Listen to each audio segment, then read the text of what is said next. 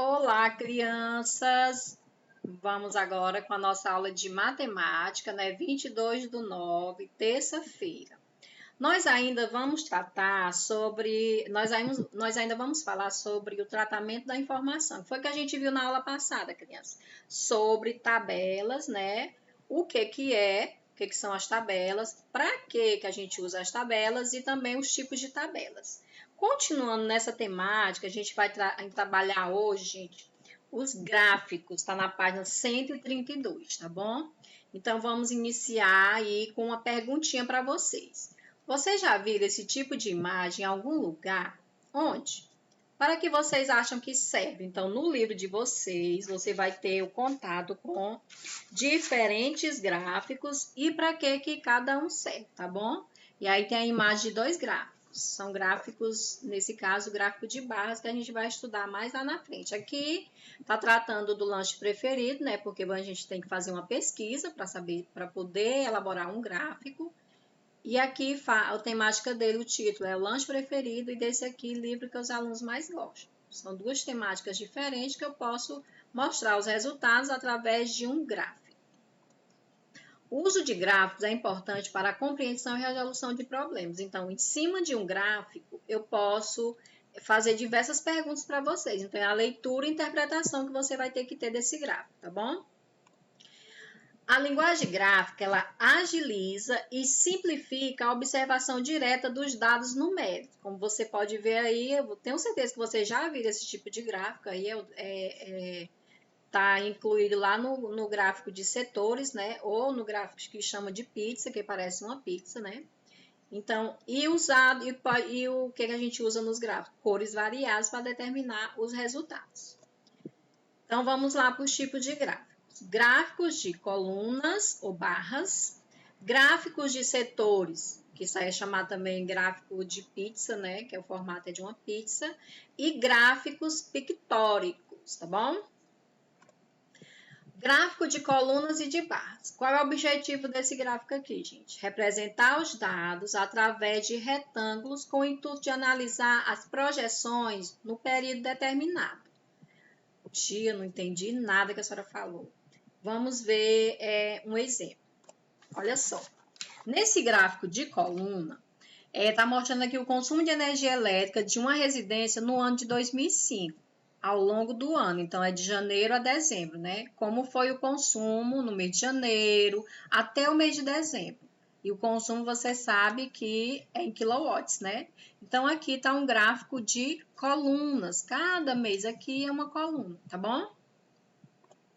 Gráfico de barras. Consumo de energia elétrica de uma residência no ano de 2005. Então, são aquelas mesmas informações, só que num gráfico de barras, ao invés de ser colunas, né? Barras sempre estão na horizontal e coluna na vertical.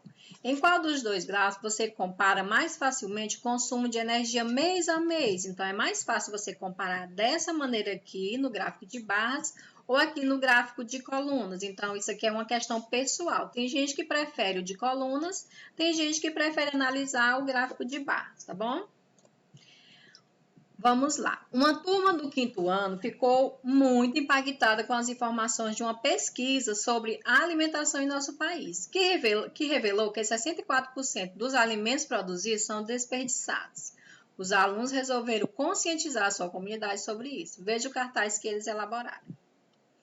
E o título aqui é o desperdício de alimentos no Brasil. Você considera que o gráfico utilizado pela turma para apresentar a pesquisa foi adequado?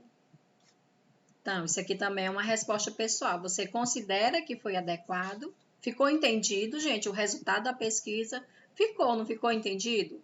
Então, ficou ótimo esse gráfico aqui, feito por essa turma aqui do quinto ano. E vamos diminuir esse problema, gente. Faça a sua parte, né? Menos desperdício. O gráfico de setores, quais são os objetivos desse gráfico? Expressar as informações em uma circunferência fracionada, ou seja, dividida, né? A circunferência me lembra círculo, né?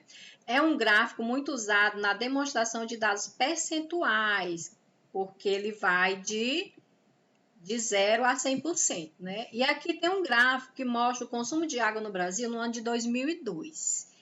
Tá aqui, onde é que é usado, se eu perguntar, você observa esse gráfico, se eu perguntar para vocês, aonde o consumo de água é maior, em que setor? Na irrigação, né? Que está mostrando aí, 63%. Em segundo lugar, vem quem? Corpo humano. Em terceiro, o uso industrial e, por último, o uso animal. Então, bem fácil de interpretar esse gráfico aqui, né, gente? Gráfico de setores, circular, o gráfico de pizza são formas de representar dados de um todo de pesquisa. Cada setor, o espaço do gráfico, corresponde a uma parte das informações coletadas. Então, eu vou ter aqui ó, o título, no caso aqui, meio de transporte dos professores. Eu tenho a legenda, que vai estar aqui de acordo com cada segmento, é determinado por uma cor, e os dados expressam em porcentagem. Então, a pé bem aqui, ó, 20%. De carro é o vermelho, 50%. De moto é o amarelo, 20%. E quem utiliza o transporte público, 10%. Somando tudo isso aqui, vai dar 100%, tá bom? Esse tipo de gráfico é muito utilizado para comunicar informações, comparando cada conjunto de dados com o total. Para isso, ele deve conter alguns elementos fundamentais, como o título, legenda e a indicação das respectivas porcentagens de cada setor. Então, vai estar aqui tudo nesse gráfico e no livro de vocês também, gente, tem falando sobre esse gráfico, né? Gráfico de setores lá na página 140, tá bom? E aqui, gente, a gente vê outro gráfico que faz a comparação entre a população com idade entre 12 e 18 anos e a população total do Brasil, né? De azul, aos adolescentes de 12 a 18 anos e o restante a população de 19 anos para frente, né? E você vê que somente 15% da população tem entre 12 e 18 anos, né? Desse modo aqui, dá para você visualizar, né? Aqui eu tenho o título, eu tenho a legenda e a porcentagem aqui, né? Observando a legenda, eu sei quem é quem. Outro tipo de gráfico é o gráfico pictórico. É comum em publicações como revistas e jornais ilustrar os vários tipos de gráficos com figuras relacionadas ao assunto, tornando-os mais atraentes. Trata-se dos gráficos pictóricos ou pictogramas. Qual a importância dos pictogramas? Os pictogramas servem para compreensão e interpretação. A leitura dos pictogramas é uma experiência sensorial e pessoal, por isso eles são fundamentais para uma comunicação que demanda velocidade e precisão de entendimento. O pictograma tem sua origem no desenho, que é a primeira manifestação gráfica da humanidade, e possui a função de registro sobre a memória e evolução do homem. No livro de vocês tem um gráfico, né, pictórico, que ele mostra a quantidade, né, de pães franceses vendidos durante certa semana. E os desenhos estão representados, se está falando de pães, o autor aí utilizou desenhos de pães, né, para mostrar a quantidade de pães vendidos durante uma semana, de segunda a domingo. Os pictogramas são gráficos muito semelhantes aos gráficos de barras. A principal diferença reside no fato de utilizarem símbolo alusivo à situação concreta em estudo, como por forma a tornarem-se mais atraentes. Na construção de um pictograma, devem ter-se em atenção os seguintes aspectos: indicar no gráfico o significado de cada figura ou símbolo utilizados. Utilizar símbolos ou figuras sugestivas em relação à variável estatística de estudo. Então, se a pesquisa aí é referente a pães, o autor utilizou o desenho de pães. Utilizar sempre o mesmo símbolo ou símbolos. Desenhar os símbolos em linhas ou colunas. Espaçar igualmente os símbolos, dar um espaço, né? Expressar as diferentes frequências através de um maior ou menor número de símbolos, não aumentando ou diminuindo o tamanho do símbolo, então todos iguais. O gráfico deve ter um título adequado. E aqui tem um exemplo, né?